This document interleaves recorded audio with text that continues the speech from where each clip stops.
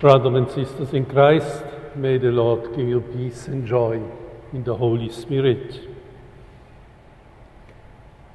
Many of us may know the following experience. You go to the airport to welcome a friend, and when you arrive at the area, you see on the display the respective flight remark, late arrival. What can you do? Because there is no time indication given very often, and you cannot go far away, but you have to remain in the arrival area and pass the time. You can sit down and look around, read a book, look a video, or you go to a nearby shop and buy a welcome gift. However, you must stay alert, because suddenly the display may tell you that the aircraft has landed. And then you have to keep your eyes open in order not to miss your friend in the crowded exit area. Now today's gospel reading is comparable to such a situation. 10 girls are nervously waiting at the entrance of the house for the appearance of the bridegroom, who had gone to the bride's place and is about to take her into his home. Because of the farewell festivities at the bride's place, it could easily happen that the whole program was delayed and that those invited to the bridegroom's place had to wait patiently. At the first glance, there is no difference between the 10 girls. All of them had become tired during the waiting time and fallen asleep. The difference appears only at the last minute, when it results that 5 of the girls had foreseen the possible delay and provided oil accordingly, while the so-called foolish girls have been too confident about the punctuality of the bridegroom and simply ignored the possibility of a delay. They went for shopping oil, but then they missed the bridegroom's arrival, and when they came back, the doors were locked, and they were locked for good. The parable has in mind the situation of Christians who experienced that the expected second coming of the Lord delayed. The waiting time became a problem. How to keep alive the interest, the hope, and the attitude of expectation. How to live with this uncertainty, the unknown, not to know when the landing really will be and the arrival. It is a question that troubles faithful up to the present. We may feel it especially this time of pandemic, a time of uncertainty. Our life is a permanent waiting time. We are not master of our life timetable. It is the Lord who may suddenly appear and knock at the door. Remaining awake is therefore crucial.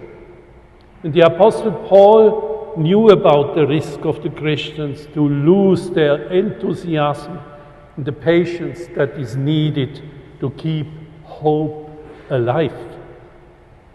He wrote to the Romans, "In hope we were saved. Now hope that sees for itself is not hope, for who hopes for what one sees? But if we hope for what we do not see, we wait with endurance." We wait with endurance.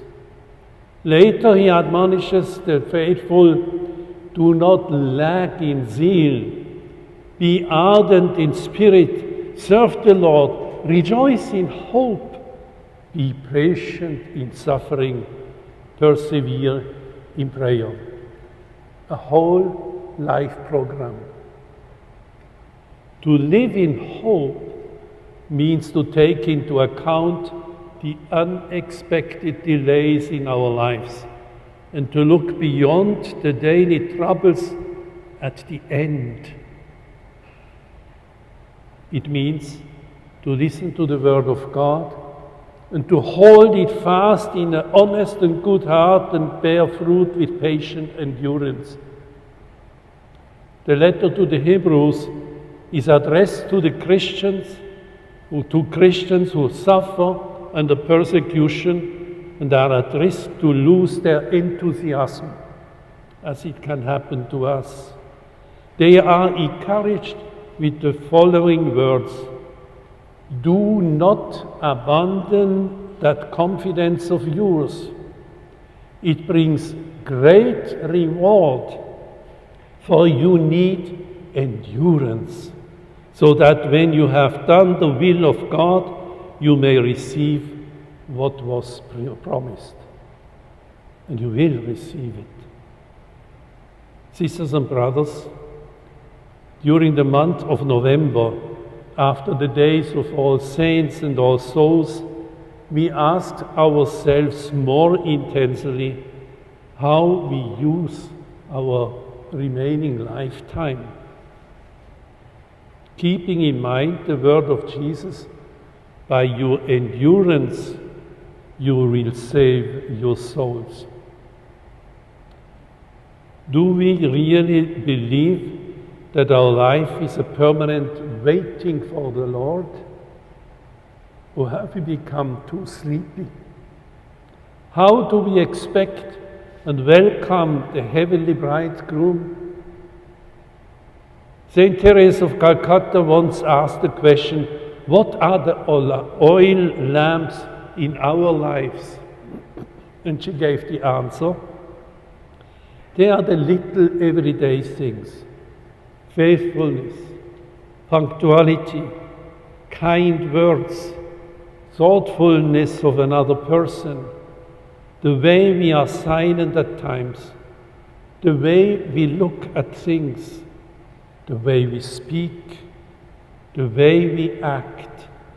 Those are the little drops of love which make it possible for our life of faith to shine brightly.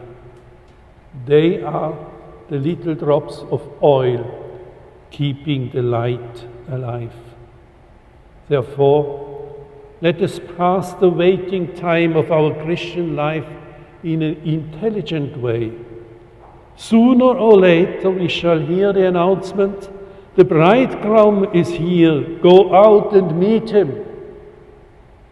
Hopefully, waking up, we shall have sufficient oil in our lamps to welcome the Lord in a worthy manner. Amen.